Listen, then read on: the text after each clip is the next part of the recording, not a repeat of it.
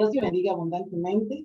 Es para nosotros un gran placer poder estar una vez más llevando la enseñanza de la palabra a través de este medio, de nuestro canal CISA La Verdad TV, a cual sugerimos se suscriba y dé a la campanita para que les sea notificado cada vez que estamos subiendo, publicando enseñanzas acerca de la palabra de Dios. Como cada sábado estamos presentando una enseñanza más acerca de el libro o la carta a los Corintios. Estamos por la segunda carta a los Corintios en el capítulo número 2, donde el apóstol Pablo da enseñanzas específicas de las estrategias de Satanás para engañar a la iglesia, a los hermanos, pero como siempre pone de manifiesto la victoria de Jesús sobre toda timaña del enemigo y sobre toda palabra que se quiera levantar en contra de la iglesia.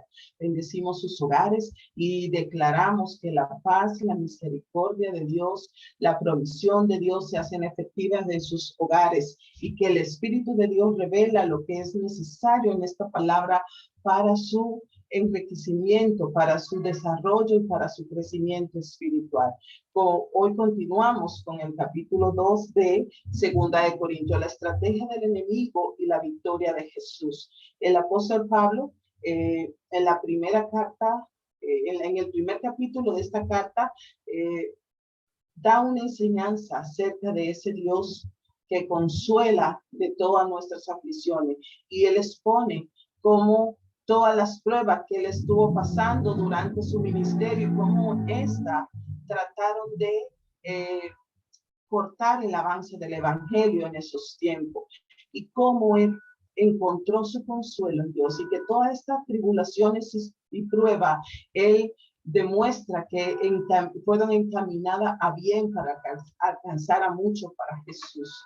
Entonces, ahora el apóstol Pablo continúa hablando acerca de sus viajes que iba haciendo por los diferentes lugares donde eran plantadas las iglesias que necesitaban de ese acompañamiento del apóstol. Vemos que inicia esta palabra declarando que el apóstol Pablo pues trata de que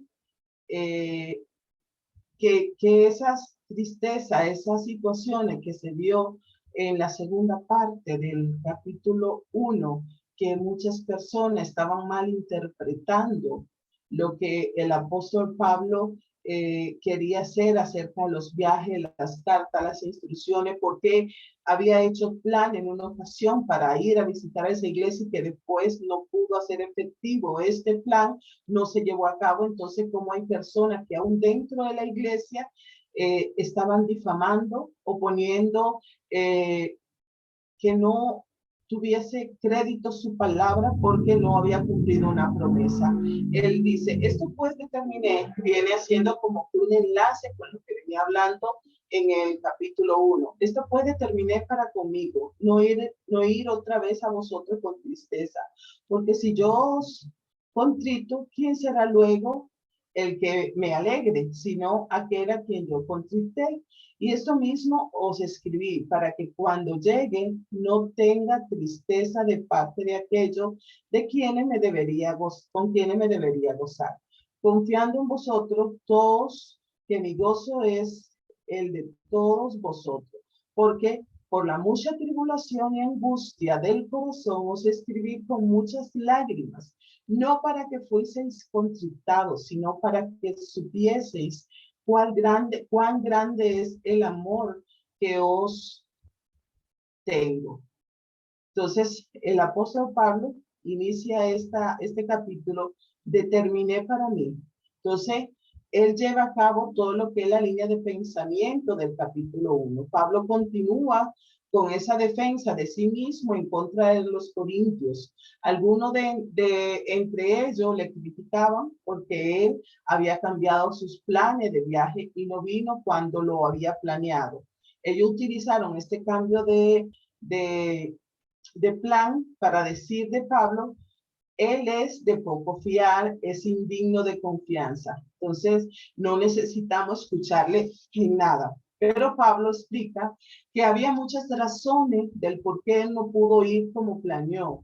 Una de ellas, se puede ver en 2 Corintios, el versículo 23 que estuvimos viendo la semana pasada. Mas yo invoco a Dios por testigo sobre mi alma, que por ser indulgente con vosotros no he pasado todavía a Corinto. No que os enseñoremos de vuestra fe, sino que colaboramos para vuestro gozo, porque por la fe ustedes están firmes. Entonces, aquí él expone que estaba hablando, ¿verdad? Y pone a Dios como testigo delante de ellos, que explica las razones por las cuales no fue al viaje y que no fue porque él fuera una persona en la cual no se podía confiar. La visita más reciente del apóstol Pablo a Corinto estuvo llena de conflicto y de disgusto, así que él se iba a pronunciar que no hubiera otra manifestación de tristeza o reclamo cuando hiciese la visita a los Corintios. Porque dice, determiné no ir a ustedes con tristeza, porque si yo lo entristezco, ¿quién será luego el que me alegre? Pablo también sabía que otra triste visita no sería buena para él. Entonces, él no quería volver a hacer una visita a los Corintios para volver nuevamente a estar resolviendo estos tipos de conflictos donde estaba puesto en duda su ministerio apostólico. El conflicto constante con los corintios podría en realidad dañar su relación con ellos. Por eso él dice, determiné no ir otra vez con tristeza. A pesar de que Pablo pensó que sería mejor el darle a los corintios un poco de espacio y no volver a visitarle, darle el espacio para que puedan reconocer su error, que puedan arrepentirse y que pudiesen meditar, reflexionar acerca de lo que había acontecido. Él no quería reprenderle o amonestarle todo el tiempo. Recordemos que en la primera carta, en muchas ocasiones, los primeros capítulos era para reprender, exhortar y dar instrucciones fuertes acerca de situaciones que estaban viviendo la iglesia de los Corintios que reñían con lo que es la vida del cristiano, la vida de las personas que ahora tenían una naturaleza divina, que habían nacido de nuevo. Y Pablo empieza a dar las instrucciones de preguntas específicas a un pecado grave que estaba pasando en la iglesia. Entonces, ahora él da espacio para no tener este tipo de conflicto dentro de la iglesia porque ellos estaban poniendo en tela de juicio su palabra. Entonces, ya que este era el motivo, el corazón de Pablo, él sabía que otra visita del mismo tipo sería de poco beneficio para ambos, tanto para él como apóstol o como para la iglesia. Entonces, en lugar de una segunda visita a la iglesia de los Corintios, Pablo le escribe otra carta y dice, y esto mismo les escribí para que cuando lleguen no tengan tristeza de parte de aquellos de quienes me deberían gozar, de quienes me debería gozar, confiando en vosotros todo, que mi gozo es el de todos vosotros. Porque por la mucha tribulación y angustia del corazón les escribí con muchas lágrimas, no para que estuvierais conflictados, sino para que supiese cuán grande es el amor que les tengo. Pablo entendió de una manera sabia que al entender todas las circunstancias, una carta era mejor que una visita personal. Como líder, como apóstol, evaluó la situación y tomó la decisión de dejarse dirigir por el Espíritu para tomar una acción que no le afectara a él como apóstol y que no afectara tampoco a la iglesia. Una carta podría mostrar el corazón de Pablo y así no dar oportunidad para el deterioro de la relación entre él y los hermanos de esta iglesia.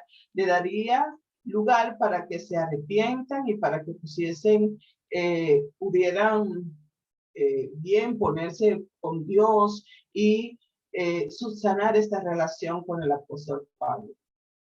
Para que cuando llegue, dice la palabra, no tenga tristeza.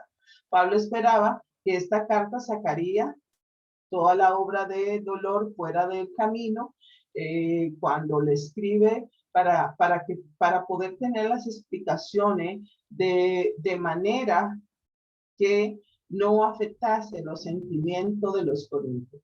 Y para cuando él le visitara personalmente, sería una visita placentera, porque ellos habrían tomado ventaja o habrían tomado la oportunidad que él le dio para hacer lo correcto. De parte de aquello, dice el apóstol Pablo, de quienes me debería de gozar. O sea, él estaba esperando que cuando llega no debería tener tristeza, que él quería que cuando iba a visitar a la iglesia, estar gozoso y estar en paz por la obra que se estaba haciendo en este lugar. Entonces, la mala conducta de los corintios era más problemática al considerar cómo ellos debían tratar al apóstol. Entonces, el apóstol se había dado mucho para esta iglesia y la iglesia no estaba considerándolo ni estaban siendo sensible a la necesidad del apóstol ni a las decisiones que como apóstol tomaba, sino que ellos querían que se hicieran las cosas a su manera y en el tiempo que ellos querían. Y recordemos que en todo momento Pablo pone a Dios de testigo, porque le estaba dando a entender que él estaba guiándose de acuerdo al plan de Dios, no al plan de los hombres. Entonces el apóstol dice, por la mucha tribulación, o sea, por los conflictos, por las situaciones que ya se vienen arrastrando y las angustias del corazón, yo le escribí.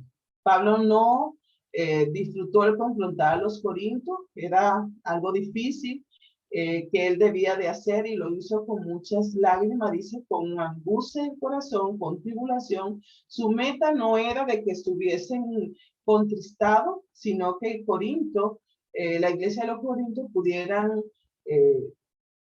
conocer el gran amor que el apóstol Pablo sentía por esta iglesia.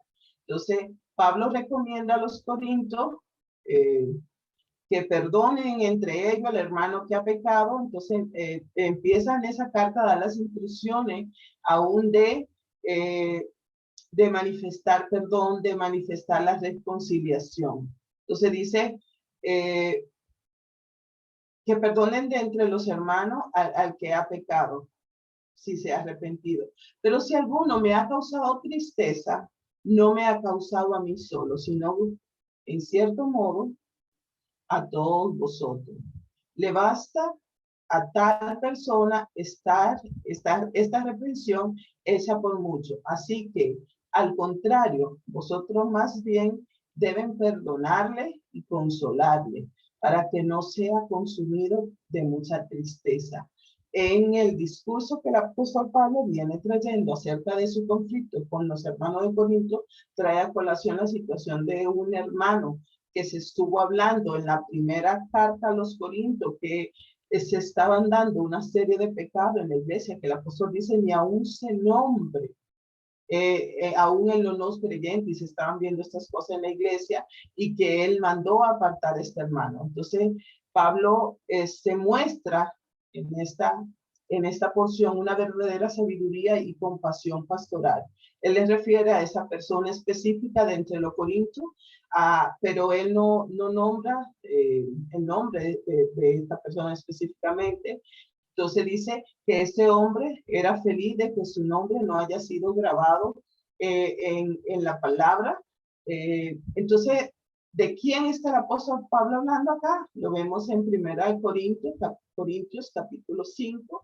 Es quizás este cristiano que el apóstol Pablo en ese momento reprende y manda a la iglesia a que tome acciones para reprender este pecado, porque no era simplemente que habían pecado terrible dentro de la iglesia, sino que toda la iglesia, los demás hermanos, estaban tolerando vivir como el pecado, como algo natural. Entonces, él habla de esa tal persona, no mencionando el nombre, pero ya los corintios sabían la historia de esta persona.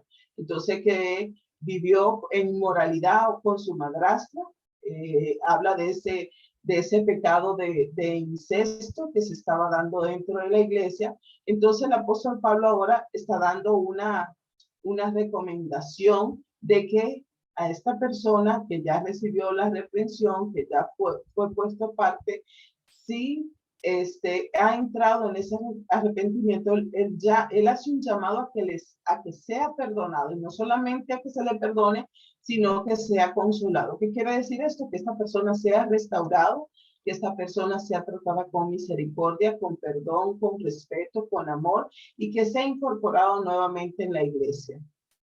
Pablo esperaba que los corintios perdonasen primero a este hermano, y que cuando ellos hicieran este ejercicio de perdón a ese hermano que había realmente cometido pecado en contra de Dios y en contra de la iglesia, él entonces iba a manifestar el perdón de ellos hacia ellos por la ofensa que le habían hecho por este cambio de planes que había hecho en su viaje.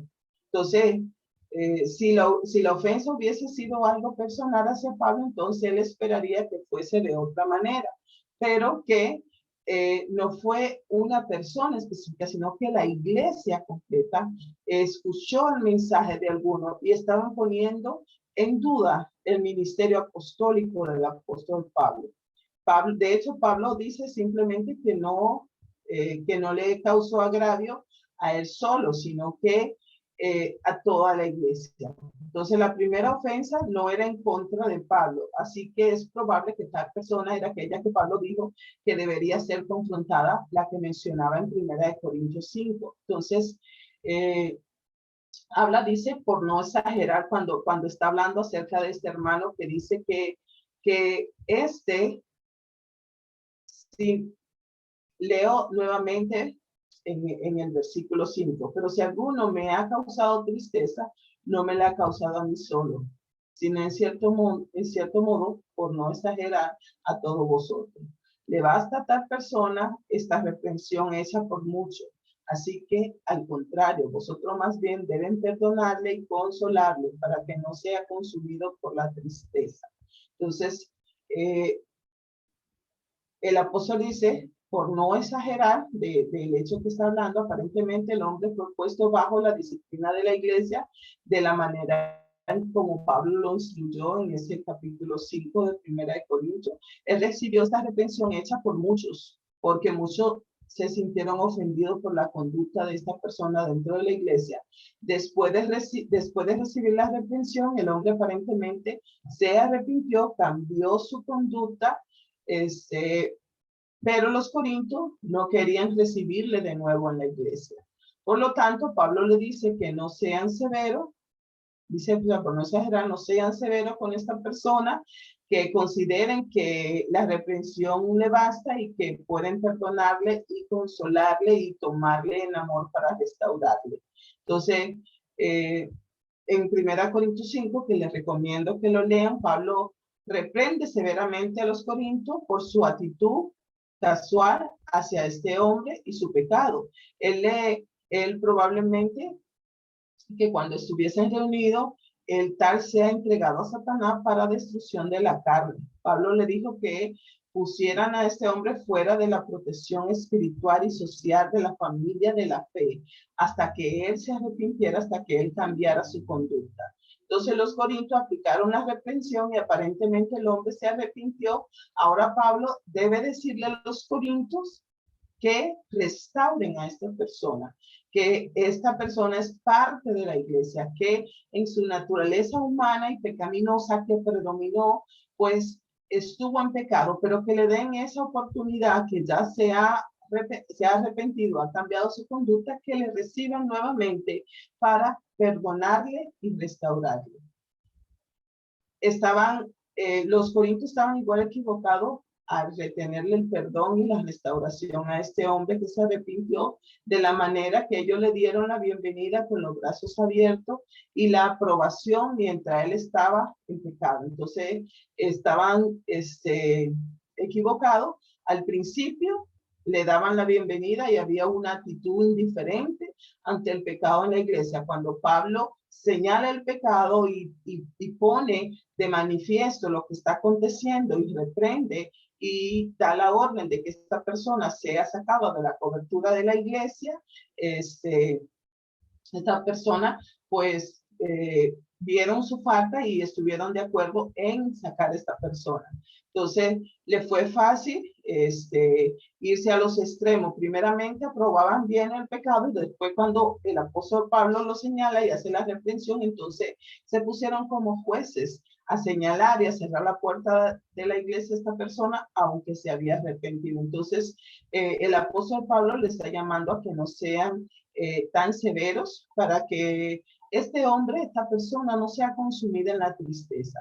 Entonces, su postura severa hacia este hombre que había cometido pecado tenía a esta persona en un verdadero peligro. Al retener la restauración y el perdón de esta persona, ellos se arriesgaban a arruinarle, causarle dolor y ser consumido en la tristeza. No está hablando en ningún momento de la parte espiritual o lo que poniendo en tela de juicio lo que Cristo había hecho por esta persona. Está hablando de la persona en su ser integral que necesitaba esa restauración, esa inclusión, ese sentirse perdonado y amado por su semejante. Entonces, para que éste no viviera en tristeza, viviera una vida de depresión, viviera una vida de una persona como que está perdido, fracasado, sin rumbo, sino que le devolvieran nuevamente ese espacio de restauración para que él pudiera vivir la vida abundante en Cristo.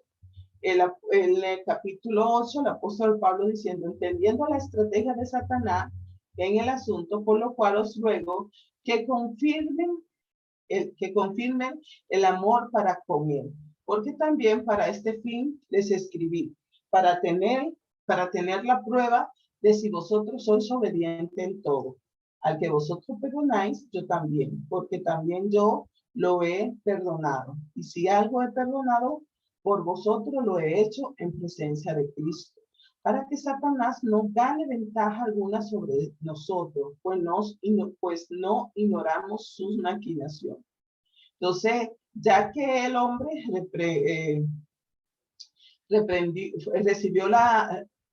recibió y respondió a la reprensión y se arrepintió, era tiempo para darle el amor y la sanidad que él necesitaba. Ellos necesitaban confirmar su amor para con él, para tener prueba de ello, de ese corazón a los corintios. Pablo escribió severamente a este hombre en el capítulo 5 y los corintios pasaron la prueba al hacer lo que Pablo le había dicho que hiciesen. Ahora él les vuelve a poner la prueba diciéndole que muestren su amor a este hermano que se ha arrepentido. El hombre que ofendió también había pecado en contra de Pablo de alguna manera directa o indirectamente. Pablo esperaba que los corintios tomaran el liderazgo al mostrarle a esta persona el perdón y la restauración, para que Satanás no gane ventaja alguna sobre vosotros. Pablo sabía que este era un asunto especial porque Satanás busca ganar ventaja de nuestros errores como iglesia y como individuos. Si acontece alguna situación que en nuestra naturaleza humana y pecaminosa erramos, fallamos, el enemigo toma este asunto para hacer un descrédito de lo que es la fe cristiana, de lo que es la iglesia. Entonces el apóstol Pablo decía, no ignoremos, no seamos ignorantes de las maquinaciones del enemigo, porque todos los asuntos con relación al pecado, él lo va a estar tomando, dimensionándolo y señalando a la iglesia para que sean avergonzados. Entonces, su fracaso de mostrar amor hacia esta persona arrepentida, dice el apóstol Pablo, puede ser utilizado como una estrategia de Satanás y que Satanás tiene maquinaciones o estrategias específicas que él utiliza en contra de nosotros para ganarnos ventaja, para mantenernos en una condición o en un pensamiento de derrota, de tristeza, de amargura. Pablo podría decir que él no ignoraba las estrategias de Satanás, pero muchos cristianos en Corinto no pueden decir lo mismo. Entonces, las estrategias de Satanás en contra de Pablo era simplemente hacerle entrar en un estrés, en un enojo sobre la iglesia de los Corintios, que él perdiera la paz y fuera menos efectivo en su ministerio. Por eso tuvo mucho conflicto y muchas confrontaciones con esta iglesia, porque el enemigo estaba usando estrategia con situaciones que pasaban con los hermanos de esta iglesia para frenar el ministerio del apóstol Pablo en esta iglesia. Entonces podemos ver que el Espíritu de Dios gobierna en medio de su iglesia, y por eso el apóstol Pablo, como líder de la iglesia, estaba dando unas instrucciones de lo que debían hacer ellos humanamente en su cuota de responsabilidad, lo que le dan de manifiesto lo que puede hacer el enemigo, y le muestra cómo Dios tiene el control y el gobierno sobre la iglesia. Entonces, el apóstol Pablo estaba hablando a ellos para que el Espíritu de Dios le hiciera tomar conciencia de las estrategias del enemigo, que nuestra lucha no es contra carne ni sangre, sino contra principados, potestades de las tinieblas.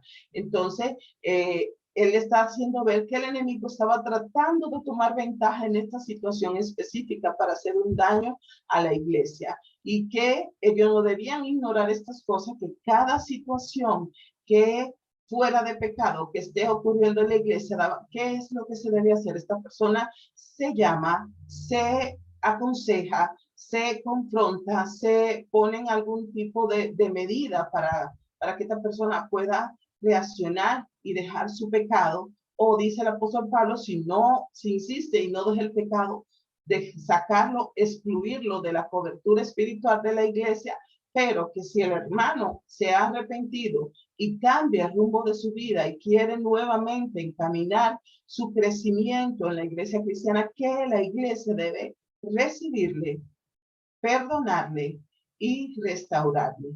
Por eso el apóstol Pablo, cuando habla acerca de este hermano y lo que debe hacer la iglesia, y les recuerda que cualquier situación que pase en la iglesia, el enemigo lo va a tomar para señalar a la iglesia, dice, porque no debemos ignorar las maquinaciones del enemigo. Entonces, cuando él concluye eso, sabiendo que conoce las artimañas de Satanás, él, a partir del versículo 12, empieza a hablar acerca de el triunfo de Cristo Jesús sobre cualquier situación.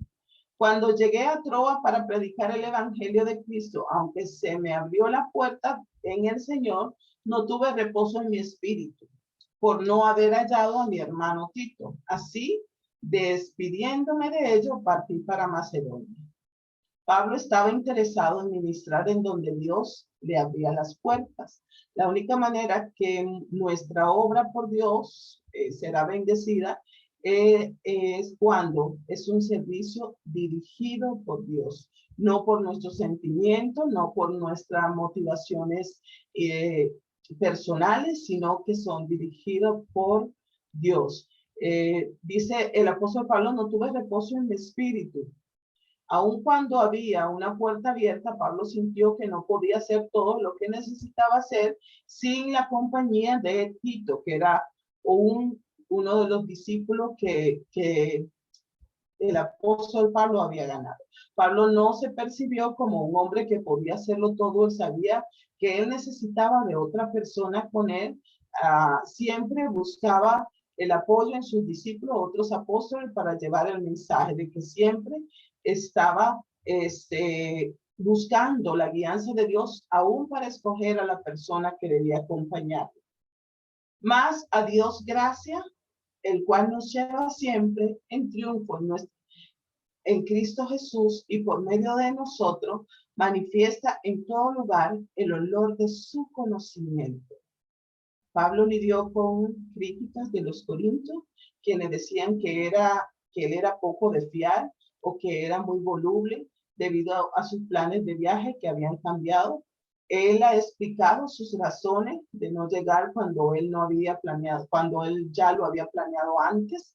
Más que nada, él quería que los corintios supieran que él estaba siguiendo a Cristo, ya, y que Cristo era su general, su líder principal. Más que cualquier plan que él pudiese declarar a los corintios, el plan de Pablo era seguir a Jesús. Por eso, en todo momento, él ponía a Dios y ponía delante la gracia, el favor y la obra de Cristo, para que los corintios pudieran entender que no era un asunto de Pablo. La predicación del evangelio no es de la persona que va y lleva la palabra, es de quien dirige a esta persona a llevar esta palabra. Por eso el apóstol Pablo, acá cerrando esta parte, le dice que de acuerdo a lo que Cristo hizo, de acuerdo a su gracia, por su gracia, nos lleva de triunfo en triunfo. Pablo toma esa ilustración del mundo romano, viendo a Jesús como su general victorioso y conquistador en un desfile de triunfo. Un desfile de victoria romano era dado a los exitosos generales cuando ellos regresaban de su conquista. Pablo quería que los corintios se dieran cuenta que él seguía a su general, a su líder superior, que era Jesucristo. Pablo casi puede ver en forma espiritual el desfile del triunfo de Jesús abriéndose paso en medio de todo ese imperio a través de todo el mundo. Entonces, y dice que se manifiesta en todo el olor de su conocimiento. La fragancia en forma de incienso era común en esos desfiles romanos. En la mente de Pablo, esa fragancia es como el conocimiento de Dios, el cual la persona puede oler mientras el desfile va pasando. Entonces, él usaba esta ilustración para que pudieran ver que no se trataba solamente de un viaje, no se trataba solamente de usar estrategia para llevar la palabra, sino que Jesús iba al frente como un líder victorioso y que se hacía manifiesto el olor de su conocimiento cuando la palabra era llevada.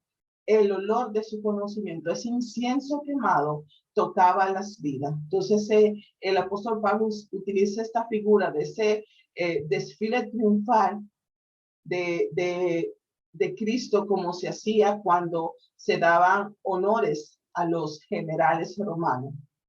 Porque para Dios somos grato olor de Cristo en lo que se salva y en lo que se pierde. A esto ciertamente olor de muerte para muerte, y aquello olores de vida para vida. A esto ciertamente olor de muerte, el olor del incienso quemado para los dioses en un desfile triunfal romano, olía maravillosamente para los romanos. El mismo aroma era un mal olor para los cautivos prisioneros de guerra en ese desfile, quienes fueron pronto ejecutados o vendidos para ser esclavos. O sea, lo que para uno era una fragancia, era bueno y olía maravillosamente a triunfo, para lo que estaban como cautivos era olor a muerte. Entonces, dice la palabra que para Dios nosotros somos grato olor en Cristo para lo que se salva. De la misma manera, el mensaje del evangelio es un mensaje de vida para algunos y un mensaje de condenación para aquellos que no le es revelada esta palabra o que rechazan el mensaje. Y para estas cosas, ¿quién es suficiente? Pues no somos como muchos que medran falsificando la palabra de Dios, sino que con sinceridad, como de parte de Dios y delante de Dios, hablamos de Cristo. Cuando Pablo piensa en la grandeza del plan de Dios, él se pregunta si alguno es suficiente para formar parte de este plan. ¿Quién es suficiente? Pues no somos como muchos que medran falsificando la palabra de Dios. Dice, ¿quién es suficiente? La palabra medran tiene la idea de adulterar o diluir o poner adorno, decorar esta palabra para que suene de otra manera o que tenga otro significado. Y para estas cosas, o sea, para llevar el mensaje para llevar este mensaje, lo que dice, lo que vamos haciendo es pregonando este mensaje que tiene olor fragante de Cristo para con Dios. Entonces el apóstol Pablo pregunta, ¿quién es suficiente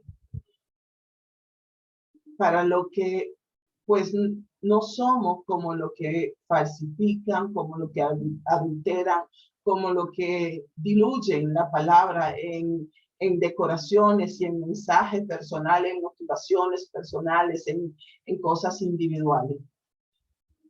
Dice, para poder obtener ganancia, y que era utilizada específicamente esta palabra para vendedores de vino, que medraban, diluían, adulteraban para sacar ganancias. Entonces, él está usando esta palabra para lo que falsifican la palabra. Entonces, Pablo no era como los demás que diluían el evangelio, adulteraban el evangelio para poder tener ganancia, para poder acomodar el mensaje al corazón de los hombres, para ganarse la voluntad de los hombres. Pablo dice que con sinceridad él llevaba la palabra. Se refiere que él actuaba con pureza, con transparencia. Entonces, cuando dice, sino que he llevado el mensaje con sinceridad, él estaba queriendo decir, he llevado este mensaje que puede pasar la prueba al ser puesto a la luz del sol, puede verse mientras el sol brilla ahí a través de los objetos, que es un mensaje verdadero que no ha sido adulterado. El mensaje y el ministerio de Pablo no tenía motivos o agendas ocultas. Es lo que él quiere enseñar a la iglesia de los Corintios, que él estaba siendo dirigido por Dios y que el mensaje que él llevaba ese olor fragante de Cristo para con Dios, que él estaba llevando un mensaje sin adulterar y que por encima de los planes que él pudiera como humano hacer, llevar una agenda por un tema de orden, él estaba siempre esperando las instrucciones del Espíritu para dar un paso y para llevar una palabra. Pablo siempre estaba consciente de que su primera audiencia en el ministerio es Dios mismo, que Dios estaba viendo y que Dios le guiaba.